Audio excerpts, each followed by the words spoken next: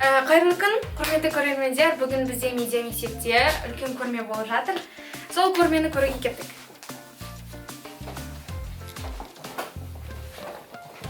Сәлеметсіз бе? Бүгін біз сізді көрмеде түсіруге келдік. Өзіңіздің суретіңіз туралы айтып кетсеңіз.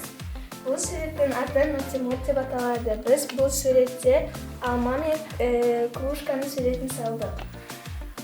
Бұл суретті салуға ең көп дегенде неше сағат, неше минут кетеді?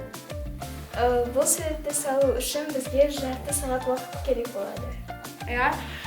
Бұл конкурста, яғни не үшін жеңгіңіз келеді?